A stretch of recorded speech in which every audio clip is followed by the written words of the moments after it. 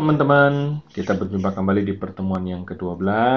Kali ini kita akan membahas tentang conditional sentence. Kenapa kita harus membahas ini?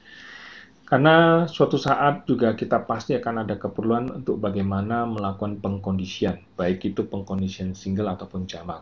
Ya. Nah, pengkondisian ini pasti kita akan jumpai banyak di saat kita melakukan pemrograman. Ya, contoh kalau kita di beberapa semester lalu belajar tentang pemrograman, kita sudah belajar menggunakan if, ya. Nah, ternyata di dalam SQL kita juga bisa melakukan hal yang sama juga. Nah, mari kita simak seperti apa. Nah, conditional sentence di dalam SQL ada dua yang bisa kita gunakan. Kita menggunakan if, seperti ini, sintaksnya.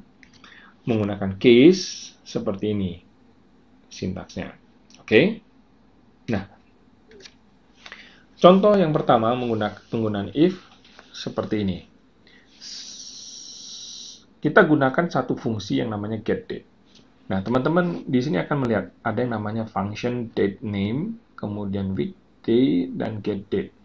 Nah, ini adalah fungsi-fungsi bawaan daripada DBMS, di mana dia akan menerjemahkan, ini akan mengambil tanggal sekarang tanggal berapa. Kemudian, dateName ini adalah fungsi juga, akan menerjemahkan lagi. Ya, dari tanggal ini, nama harinya apa? Jadi apabila hari ini adalah hari Jumat, maka kembalinya adalah ya benar weekday. Tapi kalau hari ini adalah hari Minggu, maka nilai kembalinya adalah ya benar weekend. Oke, kita lihat contoh berikutnya. Yaitu contoh ini lebih kompleks, yaitu di dalam if ini saya akan gunakan query juga. Loh, bisa nih Pak? Iya, bisa. Saya bisa lakukan hal yang seperti ini. Nah, tentunya kalau kita perhatikan dari query ini secara keseluruhan, ya kita bisa melakukan komparasi dengan menggunakan query juga. Nah, teman-teman harus perhatikan di sini. Kita belajar sebuah variabel lokal, di mana di dalam SQL saya juga bisa mendeclare variabel. Contoh seperti ini, saya punya dua variabel, max, weight, dan product key. Kemudian saya initiate value-nya, dan kemudian saya akan lakukan komparasi seperti ini. Nah, kemudian nilainya akan saya kembalikan. Apabila dia lebih kecil sama dengan, jika tidak, saya akan kembalikan yang ini. Jadi artinya nanti ada dua pilihan. Ya, silakan nanti dicoba. Kemudian, contoh yang berikutnya lagi tentang case when. Ini contoh yang cukup sederhana. Bagaimana saya menggunakan case. Ya, untuk satu nilai produk lain, bila R maka apa, bila M maka apa, bila T maka apa. Maka saya bisa tentukan nilai kembalian dari pengkondisian ini dan kemudian saya akan masukkan nilainya ke kategori. Nah, silakan nanti Anda coba. Contoh yang kedua, ini total ada 6 contoh ya. Contoh yang kedua, Anda silakan coba juga. Saya bisa lakukan juga case when dan kemudian melakukan komparasi yang lebih kompleks lagi.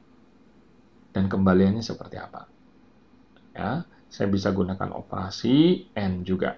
Seperti ini. Oke. Nanti Anda coba. Kemudian, contoh yang ketiga. Saya juga bisa melakukan case when juga. Contoh seperti ini. Dan case when ini saya akan letakkan di dalam order by. Jadi, saya akan mengurutkan. Bila salary flag-nya itu adalah 1, maka saya akan urutkan berdasarkan business entity ID descending. Tapi bila itu 0, maka cukup business entity ID saja. Ya, saya bisa lakukan. Lalu, contoh yang keempat, saya bisa lakukan case when juga di dalam sintaks atau dalam query update. Seperti ini. Jadi tidak hanya di-select saja, tapi di update saya bisa lakukan. Contoh yang kelima juga sama, di update juga. Ya. Contoh yang keenam, saya juga bisa lakukan case juga di dalam having. Seperti ini. Wah, cukup kompleks juga. Ya, ternyata kegunaan case when juga bisa kita dapatkan, bisa kita gunakan, dan cukup banyak variasinya. Selamat mencoba penggunaan if dan case ini ya. Anda harus banyak mencoba, berlatih. Nah, di sini ada contoh-contoh menggunakan database AdventureWorks. Silakan Anda juga searching di Microsoft.com. Anda juga bisa mengimport database tersebut dan Anda bisa melakukan praktik sendiri. Dan nanti di dalam database AdventureWorks tersebut ada sejumlah contoh-contoh. Nanti ketika kita sudah masuk di dalam function, kita akan jumpai banyak contoh-contohnya. Oke, selamat mencoba. Saya ucapkan terima kasih.